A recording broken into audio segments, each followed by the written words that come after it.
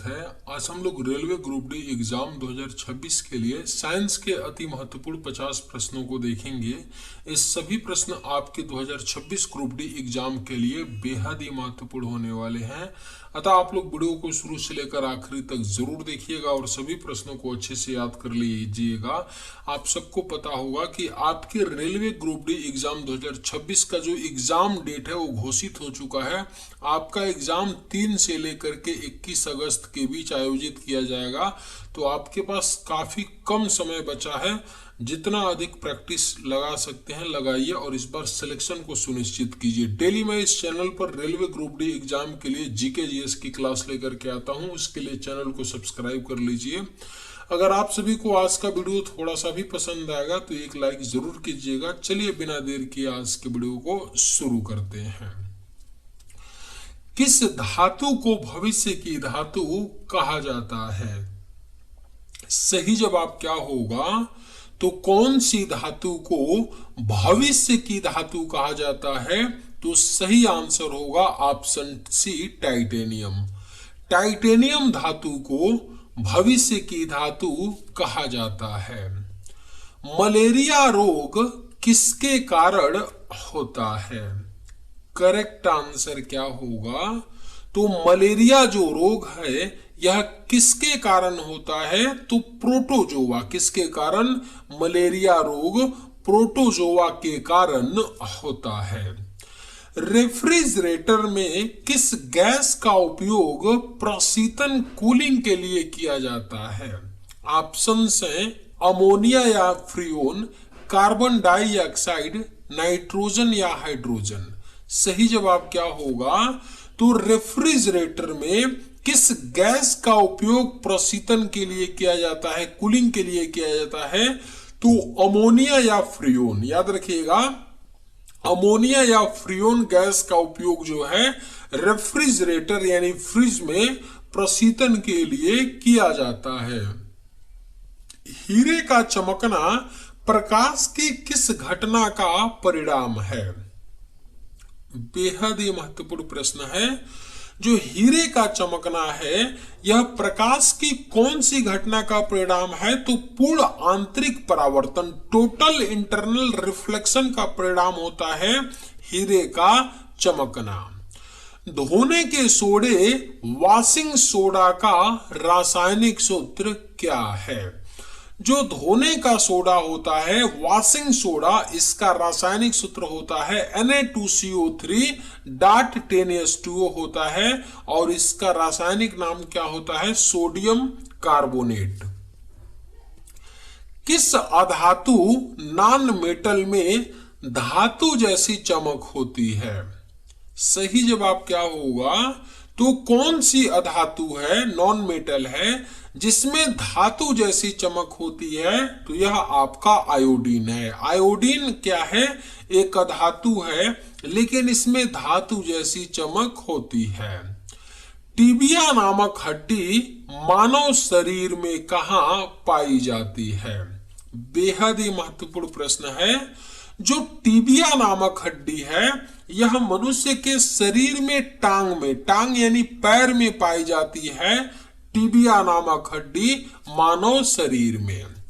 टमाटर का लाल रंग किसके उपस्थिति के कारण होता है? सही जवाब क्या होगा? तो टमाटर का जो रंग लाल होता है ना, वह किसकी उपस्थिति के कारण होता है? तो लाइकोपिन। टमाटर में लाइकोपिन पाया जाता है। टमाटर में लाइकोपिन की उपस्थिति के कारण टमाटर का रंग लाल होता है। तारों की दूरी मापने की सबसे बड़ी इकाई कौन सी है? ऑप्शंस हैं पारसेक, प्रकाश वर्ष, खगोलीय इकाई या किलोमीटर। सही जवाब क्या होगा? तो तारों की दूरी मापने की जो सबसे बड़ी इकाई है यह आपका पारसेक है। क्या है? पारसेक जो होता है तारों की दूरी मापने की सबसे बड़ी इकाई है। पानी के अंदर हवा का बुलबुला किस लेंस की भांति व्यवहार करता है? बेहद ही महत्वपूर्ण प्रश्न है। पानी के अंदर जो हवा का बुलबुला होता है ना, वह अवतल लेंस की भांति, किस लेंस की भांति, तो अवतल लेंस की भांति व्यवहार करता है। पेंडुलम घड़ी सर्दियों में तेज क्यों हो जाती है? सही जवाब क्या होगा, तो जो पेंडुलम घड़ियां होती हैं सर्दियों में तेज हो जाती हैं क्योंकि पेंडुलम की लंबाई क्या होती है, घट जाती है। पेंडुलम की जो लंबाई होती है वह सर्दियों में घट जाती है, इसीलिए पेंडुलम घड़ियां सर्दियों में तेज हो जाती हैं। महान वैज्ञानिक आर्किमिडीज किस देश से संबंधित थे? अगर आप लोगों को ये वीडियो पसंद आए तो एक लाइक जरूर कीजिएगा, और अगर आप लोग इस चैनल पर नए होंगे तो सब्सक्राइब भी कर लीजिएगा, ताकि इसी प्रकार का वीडियो सबसे पहले आप तक पहुंचता रहे। महान वैज्ञानिक आर्किमिडीज जो थे वह ग्रीस यानी यूनान देश से संबंधित थे, यानी ग्रीस के रहने वाले थे, यूनान के रहने वाले थे आर्किमिडीज। चूने के पानी लाइम वाटर का रासायनिक सूत्र क्या है? सही जवाब क्या होगा, तो जो चूना का पानी होता है लाइम वाटर, इसका जो रासायनिक सूत्र होता है CaOH का ट्वाइस होता है, CaOH का ट्वाइस होता है चूने के पानी का रासायनिक सूत्र। पायरिया और दांतों की सड़न रोकने के लिए टूथपेस्ट में क्या मिलाया जाता है? सही आंसर क्या होगा, तो पायरिया और दांतों की सड़न को रोकने के लिए टूथपेस्ट में फ्लोराइड मिलाया जाता है। क्या मिलाया जाता है? फ्लोराइड मिलाया जाता है पायरिया और दांतों की सड़न को रोकने के लिए टूथपेस्ट में। बिजली की आग को बुझाने के लिए किस अग्निशामक का उपयोग किया जाता है? जैसे बिजली की तारों का शॉर्ट सर्किट से आग लगना, इस प्रकार की जो आग लग जाती है उनको बुझाने के लिए पायरीन नामक अग्निशामक का प्रयोग किया जाता है। पायरीन कार्बन टेट्राक्लोराइड होता है। पायरीन क्या होता है? कार्बन टेट्राक्लोराइड होता है। इसी का प्रयोग बिजली की आग को बुझाने के लिए किया जाता है। मनुष्य की खोपड़ी में कुल कितनी हड्डियां होती हैं? सही आंसर क्या होगा, तो जो मनुष्य की खोपड़ी है इसमें कुल हड्डियों की जो संख्या होती है ना, वो 22 होती है। कितनी होती है? 22 होती है मनुष्य की खोपड़ी में कुल हड्डियों की संख्या। विटामिन डी का रासायनिक नाम क्या है? सही आंसर क्या होगा, तो विटामिन डी का जो रासायनिक नाम है यह आपका कैल्सीफेरॉल है। क्या है? कैल्सीफेरॉल विटामिन डी का रासायनिक नाम है। इबोला क्या है? इबोला एक जानलेवा बीमारी होती है जो किससे होता है, तो विषाणु यानी वायरस से होता है। वायरस से होने वाला इबोला बीमारी है। ध्वनि की तीव्रता इंटेंसिटी ऑफ साउंड मापने के लिए किस यंत्र का उपयोग किया जाता है? करेक्ट आंसर क्या होगा, तो ध्वनि की तीव्रता को मापने के लिए ऑडियोमीटर नामक यंत्र का उपयोग किया जाता है। किसका? ऑडियोमीटर नामक यंत्र का उपयोग होता है। साबुन के बुलबुले चमकीले रंग के क्यों दिखाई देते हैं? सही आंसर क्या होगा, तो जो साबुन के बुलबुले हैं चमकीले रंग के दिखाई देते हैं प्रकाश के व्यतिकरण के कारण, प्रकाश के इंटरफेरेंस के कारण साबुन के बुलबुले चमकीले रंग के दिखाई देते हैं। समुद्र में तैरते समय बर्फ के टुकड़े आइसबर्ग का कितना भाग पानी की सतह से ऊपर रहता है? सही आंसर क्या होगा, तो समुद्र में तैरते समय बर्फ का जो टुकड़ा होता है ना, उसका 1/10 भाग पानी की सतह से ऊपर रहता है। कितना? 1/10 भाग। सिनेमा के पर्दे पर बनने वाला प्रतिबिंब किस प्रकार का होता है? सही आंसर क्या होगा, तो सिनेमा के पर्दे पर जो बनने वाला प्रतिबिंब होता है वह वास्तविक प्रतिबिंब होता है, रियल इमेज होता है। एक्सरे पार नहीं कर सकती है। ऑप्शंस हैं त्वचा को, मांस को, हड्डी को या लकड़ी को। सही जवाब क्या होगा? तो एक्सरे जो है किसको पार नहीं कर सकती है? तो हड्डी को जो है पार नहीं कर सकती है एक्सरे। रेडियोधर्मिता, रेडियो एक्टिविटी की खोज किसने की थी? सही जवाब क्या होगा?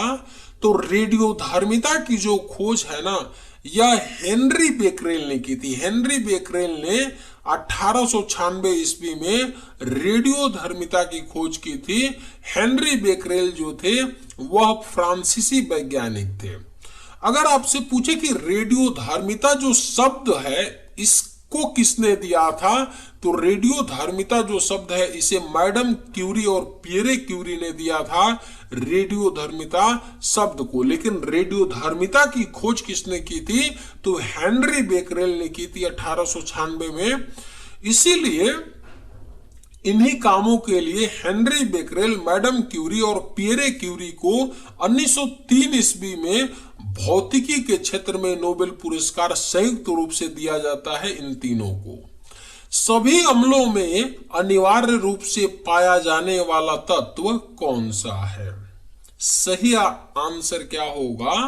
तो सभी अम्लों में जो अनिवार्य रूप से पाया जाने वाला तत्व होता है वह हाइड्रोजन है। हाइड्रोजन जो है सभी अम्लों में पाया जाने वाला तत्व है। आभूषण बनाते समय सोने में कौन सी धातु मिलाई जाती है? बेहद ही महत्वपूर्ण प्रश्न है। आभूषण बनाते समय सोने में जो धातु मिलाई जाती है वह आपका तांबा है। तांबा धातु को आभूषण बनाते समय सोने में मिलाया जाता है। किस खनिज को मूर्खों का सोना, फूल्स गोल्ड कहा जाता है? कौन सा खनिज है जिसे मूर्खों का सोना कहा जाता है? तो आयरन पायराइड्स। आयरन पायराइड्स को मूर्खों का सोना कहा जाता है। समुद्र की लहरों में किस प्रकार की ऊर्जा संचित होती है? सही आंसर क्या होगा? तो जो समुद्र की लहरें होती हैं इसमें गतिज ऊर्जा, कौन सी ऊर्जा संचित होती है? तो गतिज ऊर्जा संचित होती है। फिलामेंट लैंप द्वारा उत्सर्जित अधिकांश प्रकाश किस रूप में होता है? जो फिलामेंट लैंप होता है किसको बोलते हैं? जो बल्ब होता है, घरेलू बल्ब होता है इलेक्ट्रिक, उसी को फिलामेंट लैंप भी कहते हैं। इसके द्वारा जो अधिकांश प्रकाश निकलता है वह अवरक्त किरणों के रूप में। फिलामेंट लैंप द्वारा उत्सर्जित अधिकांश प्रकाश जो है अवरक्त किरणों के रूप में होता है। बर्फ पर स्केटिंग करना आसान होता है क्योंकि दबाव बढ़ने पर बर्फ का गलनांक, याद रखिएगा, क्योंकि दबाव बढ़ने पर जो बर्फ का गलनांक होता है ना वो घट जाता है, इसीलिए बर्फ पर स्केटिंग करना आसान होता है। रडार का उपयोग मुख्य रूप से किस लिए किया जाता है? जो रडार होता है इसका जो उपयोग किया जाता है मुख्य रूप से वस्तुओं की स्थिति और दूरी का पता लगाने के लिए। वस्तुओं की स्थिति और दूरी का पता लगाने के लिए रडार का उपयोग किया जाता है। पवन चक्की, विंड मिल गतिज ऊर्जा को किस ऊर्जा में परिवर्तित करता है? जो पवन चक्की है यह गतिज ऊर्जा को जो है यांत्रिक ऊर्जा, मैकेनिकल एनर्जी में परिवर्तित करता है पवन चक्की गतिज ऊर्जा को। एक शुद्ध पदार्थ का गलनांक दबाव बढ़ाने पर आमतौर पर क्या होता है? सही आंसर क्या होगा? तो एक शुद्ध पदार्थ का जो गलनांक है ना दबाव बढ़ाने पर बढ़ जाता है। आमतौर पर एक शुद्ध पदार्थ का गलनांक दबाव बढ़ाने पर बढ़ जाता है। रेडियो तरंगों, रेडियो वेव्स का वेग कितना होता है? जो रेडियो तरंगे होती हैं इनका जो वेग होता है 3 × 10⁸ होता है, यानी 3 लाख किलोमीटर प्रति सेकंड होता है रेडियो तरंगों का वेग प्रकाश के वेग के बराबर होता है। दूध का पीएच मान लगभग कितना होता है? सही जवाब क्या होगा? तो जो दूध होता है इसका जो पीएच मान होता है ना वो 6.6 होता है। कितना होता है? 6.6 होता है दूध का पीएच मान।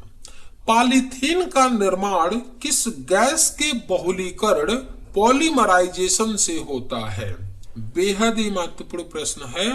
जो पॉलीथीन होता है, झिल्ली होती है, इसका निर्माण कौन से गैस के बहुलीकरण से होता है? तो एथिलीन गैस के बहुलीकरण से होता है पॉलीथीन का निर्माण। बूझा हुआ चूना का रासायनिक सूत्र क्या है? जो बूझा हुआ चूना होता है इसका रासायनिक सूत्र होता है CaOH का ट्वाइस होता है बूझा हुआ चूना का रासायनिक सूत्र। पीने के पानी को जीवाणु मुक्त करने के लिए किसका उपयोग किया जाता है? महत्वपूर्ण प्रश्न है, याद रखिएगा। पीने के पानी को जीवाणु मुक्त करने के लिए ब्लीचिंग पाउडर का उपयोग किया जाता है। ब्लीचिंग पाउडर को कैल्शियम हाइपोक्लोराइड कहते हैं। कैल्शियम हाइपोक्लोराइड का प्रयोग किया जाता है, ब्लीचिंग पाउडर का प्रयोग किया जाता है पीने के पानी को जीवाणु मुक्त करने के लिए। आनुवांशिकी की बुनियादी इकाई बेसिक यूनिट ऑफ हेरिडिटी क्या है? जो आनुवांशिकी की बुनियादी इकाई होती है वो क्या होता है? जीन होता है। क्या होता है? जीन जो होता है वह आनुवांशिकी की बुनियादी इकाई है। पत्तियों में पाए जाने वाले वे छोटे छिद्र क्या कहलाते हैं जिनसे गैसों का विनिमय होता है? जो पेड़ पौधों की पत्तियां होती है उनमें छोटे छोटे छिद्र होते हैं जिनसे गैसों का विनिमय होता है और उनको क्या कहते हैं? स्टोमेटा कहते हैं। स्टोमेटा रंध्र कहा जाता है पत्तियों में पाए जाने वाले छोटे छिद्र को। रक्त का थक्का जमाने के लिए कौन सा खनिज आवश्यक है? तो अगर रक्त के थक्का जमाने में खनिज की बात करें तो यह आपका कैल्शियम है। कैल्शियम खनिज की आवश्यकता होती है रक्त का थक्का जमाने में। आरएच फैक्टर का संबंध किससे है? जो आरएच फैक्टर होता है इसका जो संबंध होता है वह रक्त से। किससे होता है? तो रक्त से होता है आरएच फैक्टर का संबंध। मनुष्य के कान में कुल कितनी हड्डियां होती हैं? सही आंसर क्या होगा? तो मनुष्य के कान में कुल हड्डियों की संख्या 6 होती हैं। एक कान में 3 हड्डियां होती हैं, दोनों कानों को मिलाकर के 6 हड्डियां होती हैं मनुष्य के कान में। हाइड्रोलिक ब्रेक किस नियम या सिद्धांत पर कार्य करता है? जो हाइड्रोलिक ब्रेक होता है गाड़ियों में लगा हुआ, यह आपका पास्कल के नियम पर, किस सिद्धांत पर काम करता है? पास्कल के नियम पर काम करता है हाइड्रोलिक ब्रेक। प्रकाश के तरंग सिद्धांत वेब थियरी ऑफ लाइट का प्रतिपादन किसने किया था? बेहद ही महत्वपूर्ण प्रश्न है। प्रकाश के जो तरंग सिद्धांत है ना, वेब थियरी ऑफ लाइट है, इसका प्रतिपादन हाइजेंस ने किया था। किसने किया था? तो हाइजेंस ने प्रकाश के तरंग सिद्धांत का प्रतिपादन किया। किसने किया था? हाइजेंस ने। ऊष्मा का एसआई मात्रक क्या है? सही जवाब क्या होगा? तो जो ऊष्मा का एसआई मात्रक होता है वो जूल होता है। क्या होता है? जूल जो है ऊष्मा का एसआई मात्रक है। एक लेंस की फोकस दूरी 50 सेंटीमीटर है तो उसकी क्षमता क्या होगी? न्यूमेरिकल क्वेश्चन दिया है, न्यूमेरिकल ग्रुप डी में पूछता है। देखिए, लेंस की क्षमता P बराबर क्या होता है? 1/f। f क्या होता है? फोकस दूरी। ये आपका मीटर में होता है, लेकिन फोकस दूरी सेंटीमीटर में दिया है तो इसको हम लोग सेंटीमीटर में बदल लेंगे। तो एक मीटर में 100 सेंटीमीटर हो जाएगा और f की वैल्यू 50, तो कट जाएगा, कितना होगा? 2 डायोप्टर आंसर आएगा, यानी option A will be right answer, 2 dioptre. सौर मंडल का सबसे छोटा उपग्रह कौन सा है? सही आंसर क्या होगा? तो जो सौरमंडल का सबसे छोटा उपग्रह है वो डिमोस है। कौन सा है? डिमोस जो है सौरमंडल का सबसे छोटा उपग्रह है। साबुन के घोल का पृष्ठ तनाव स्वच्छ पानी की तुलना में क्या होता है? जो सरफेस टेंशन होता है, पृष्ठ तनाव साबुन के घोल का, वह स्वच्छ पानी की तुलना में कम होता है। क्या होता है? कम होता है। तापमान बढ़ने पर हवा में ध्वनि के वेग पर क्या प्रभाव पड़ता है? कई बार एक क्वेश्चन पूछा है ग्रुप डी में, तापमान बढ़ने पर हवा में जो ध्वनि का वेग होता है वह भी बढ़ जाता है। Option B will be right answer. चलिए आज के वीडियो में बस इतना ही। अगर आप सभी को ये वीडियो पसंद आए तो एक लाइक जरूर कीजिएगा। थैंक्स।